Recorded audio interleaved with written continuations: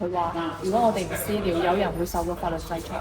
呢條片會同大家分享下我哋喺埃及報2次警嘅經歷啊，究竟發生咩事呢？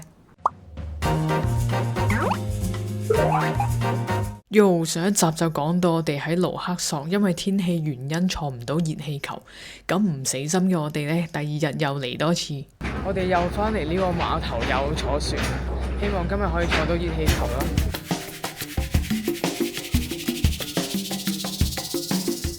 但係可惜最後都係坐唔成。我哋又飛唔到啦，好頹啊！我哋連續2日3點幾起身，好崩潰啊！好失望啊！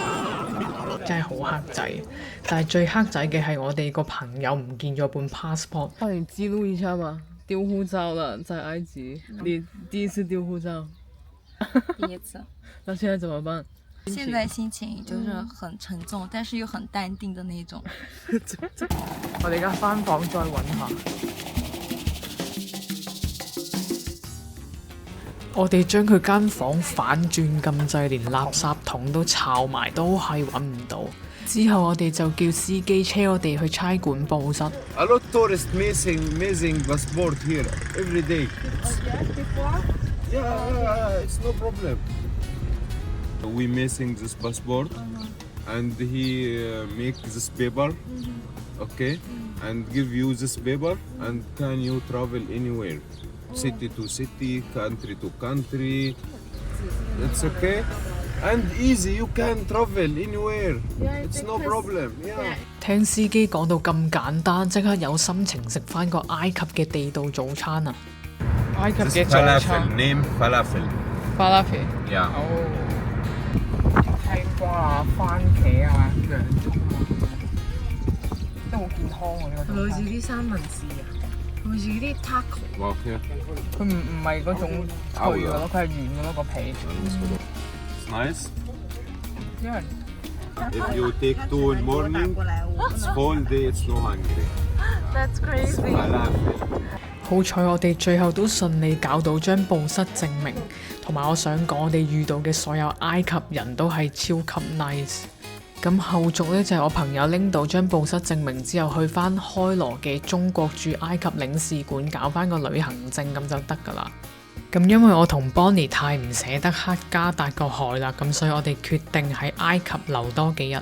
當我哋以為之後嘅一切都會好順利嘅時候，我哋而家準備出發去差館報警，呢次係我哋第2次喺埃及報警啦。咁今次呢，就係 Bonnie 唔見咗隻 Apple Watch， 我哋呢係好肯定嗰隻錶呢係俾人偷咗嘅，因為上一間房有油漆味，咁所以我哋尋日中午呢就轉咗呢間房。咁我哋最後一次見嗰隻錶呢，都係喺上一間房咯。跟住到尋日夜晚，我哋發現揾唔到隻錶呢，就即刻問酒店。咁佢今朝都覆咗我哋喺嗰間房度揾唔到嗰隻錶咯。咁我哋就即刻用嗰個 Find My Phone 嘅 app。咁就發現佢今朝凌晨12點幾嘅話，喺離我哋7.5公里遠嘅地方，咁所以係肯定係俾人偷走咗㗎。話佢問過晒所有人，係冇人攞過嗰隻錶咯。跟住就叫我哋去差館嗰度報案咯。咁佢就話會陪我哋去嘅。咁依家酒店咧就派咗個人同我哋一齊去差館嗰度報案。跟住佢就話去隻錶最後出現嗰個地方，我哋去揾一次先。如果揾唔到嘅話，我哋就去差館。但係我覺得揾到嘅機會都好渺茫咯。因為肯定係俾人偷走咗，佢就算去到我哋都唔會揾到咯。因為我哋有買旅遊保險，原本我哋就一心想去報警，拎張報案證明就可以返去 claim 保險啦。但係酒店嘅工作人員就好堅持帶我哋去隻錶最後出現嘅地點嗰度揾，就係呢個靚仔啦，生到成個斯朗拿島咁嘅樣，睇得出佢好想幫你揾返隻錶去證明佢酒店嘅人冇偷嘢。咁最後當然係揾唔到啦，因為我哋根本就冇嚟過呢個地方，同埋隻錶喺間房唔見噶嘛。咁之後佢就帶我哋去報警啦。我哋好快就見到警察，咁一直都係個靚仔經理幫我哋同警察溝通。但係好快我發現佢淨係同警察講我哋唔見咗隻錶，但係冇講我哋懷疑係酒店嘅人偷嘅。咁我就即刻用手機翻譯阿拉伯文俾警察睇啦。個警察睇完之後反應超快，即刻知道發生緊咩事，即刻就話要翻酒店 check cam。佢仲同個靚仔經理講唔可以通知酒店嘅人。انت ما تكلمش حد هناك في الاسم قصدك؟ في الاسم انا بكلم محاسب يا عم في الفندق انت ليه عايز 2,000 years later. 已經晚黑8點鐘啦，件事到依家先結束。而家酒店選擇同我哋私了咯，匯咗錢俾我哋，跟住我哋寫份聲明。嗰份聲明嘅內容呢，就要我哋寫我哋已經揾翻隻錶啦，同埋唔再追究呢件事。酒店負責人最後都係話冇人偷我哋隻錶，同埋都揾唔翻隻錶，但係唔想我哋喺度住得唔開心，所以就私了賠翻隻錶嘅折舊價俾我哋。We didn't take the watch. We didn't found anywhere. Okay, and this is gift from the owner. We hope for you a nice situation. 但我覺得應該真係有唔好。係啊，咁我而家仲喺度 check 緊 cam。佢喺度 check cam，跟住啱先我哋問個警察，我話我哋喺度私了係咪啱㗎？佢話如果我哋唔私了，有人會受到法律制裁。咁冇人偷嘅點會有法律制裁呢？只不過問我哋要唔要私了，咁我哋就揀咗私了咯，因為我哋都真係冇精力再搞。咁所以係咪已經揾到個賊呢？佢叫咗一個 housekeeping 出去幾次，有可能係佢。警察車我哋去食飯啊！ You are sitting on the one of the most faster car in Hurghada. I bought my car from Dubai.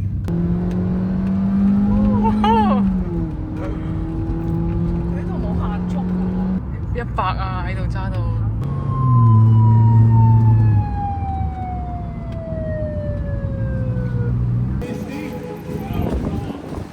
我哋啱先以為8點鐘收咗錢就已經完㗎啦，跟住後尾又嚟咗個警察嘅翻譯官，所以又再搞多咗個幾鐘。我依家已經9點半，但係佢好好人咯，佢知我哋未食飯，跟住佢就叫我哋上佢架車。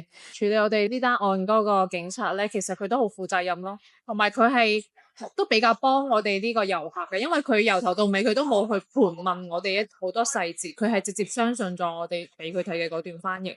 然之後咧，佢睇完嗰段翻譯之後，佢就直接就話我哋要去酒店 check cam， 同埋我哋有證據啊嘛，個證據就係嗰個 Find My Phone 個 location 喺我哋酒店嗰度，咁就係俾人攞走咗。